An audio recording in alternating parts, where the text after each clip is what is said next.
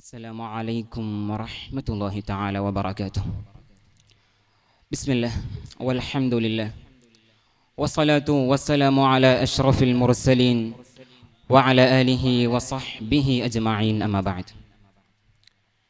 കഴിഞ്ഞ ദിവസമാണ് ആഗോളതലത്തിൽ ഓരോ 10 മിനിറ്റിലും സ്ത്രീകൾ സ്വന്തം കുടുംബാംഗത്തിൽ നിന്ന് തന്നെ പീഡനങ്ങൾ അനുഭവിക്കുന്നുണ്ട് എന്ന റിപ്പോർട്ടുകൾ പുറത്തു വരുന്നത്.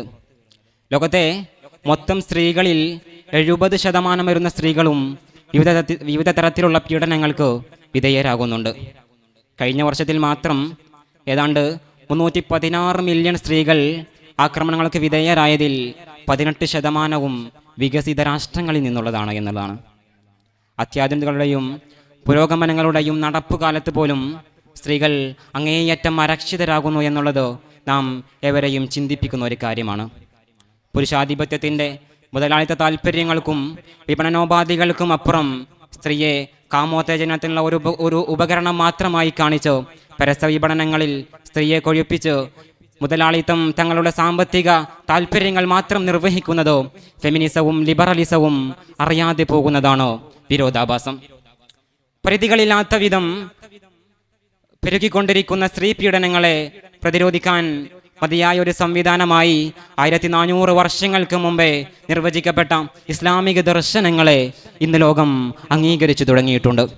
അതാണല്ലോ 2023 UN സ്ത്രീ സുരക്ഷാ പരിപാടിയുടെ അടിസ്ഥാന ആശയങ്ങളായി മുത്തറസൂൽ സല്ലല്ലാഹു അലൈഹി വസല്ലമ തങ്ങളുടെ ദർശനങ്ങളെ ഐക്യരാഷ്ട്രസഭ എണ്ണിയത്. മറ്റു മതങ്ങളിൽ നിന്ന് വ്യത്യസ്തമായി ഇസ്ലാമാണ് ആദ്യമായി സ്ത്രീക്ക് സ്വത്തവകാശം നൽകുന്നത്.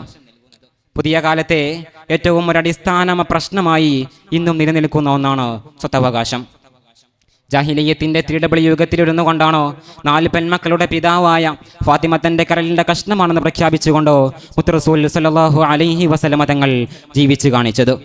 കുല്ലുക്കും മിൻ ആദമു മിൻ തുറാബ് എന്ന സമത്വത്തിന്റെ ആപ്തവാക്യത്തിന്റെ പ്രതിഫലമായിരുന്നു എല്ലാവരോടും എന്ന പോലെ സ്ത്രീകളോടും മുത്തറസൂൽ സല്ലല്ലാഹു അലൈഹി വസല്ലമ തങ്ങൾ പരിഗണനയും തുല്യതയും കാണിച്ചത്. വലഹുന്ന മിസ്ലുല്ലദി അലൈഹിന്ന ബിൽ മഅറൂഫ്, അവർക്കും അവരുടേതായ അവകാശങ്ങളുണ്ടെന്ന് പറഞ്ഞു വെച്ച പരിശുദ്ധ ഖുർആൻ മറ്റൊരിടത്ത് അവർ നിങ്ങൾ പരസ്പരം വസ്ത്രങ്ങളാണെന്ന് പറഞ്ഞു വെക്കുന്നുണ്ട്. നിങ്ങളിൽ ഏറ്റവും ഉത്തമർ സ്ത്രീകളോട് ഏറ്റവും നന്നായി പെരുമാറുന്നവരാണെന്ന് മുത്തറസൂൽ സല്ലല്ലാഹു അലൈഹി വസല്ലമ തങ്ങൾ അരുളിയതായി കാണാം.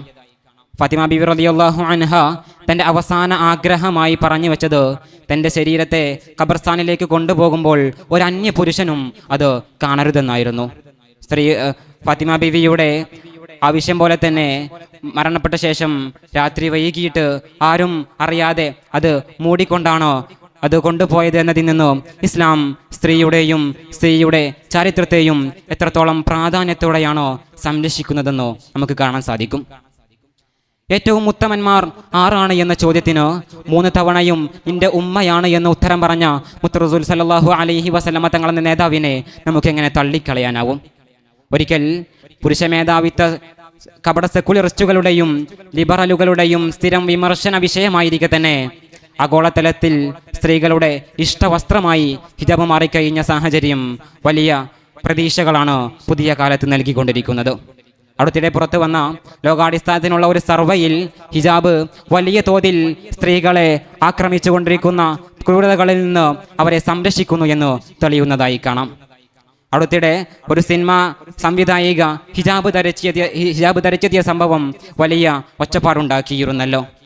ഇസ്ലാം സ്ത്രീയെ രത്നമായി സംരക്ഷിക്കുന്നു.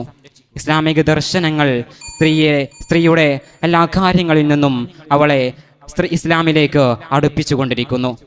പുതിയ ലോകക്രമത്തിൽ ഇസ്ലാമിക ദർശനങ്ങളിൽ നിന്നുള്ള തെറ്റിദ്ധാരണകൾക്കപ്പുറമുള്ള ശരികളെ പുതിയ സമൂഹത്തിന് ധരിപ്പിക്കേണ്ടത് നാം ഓരോരുത്തരുടെയും അനിവാര്യതയാണ്.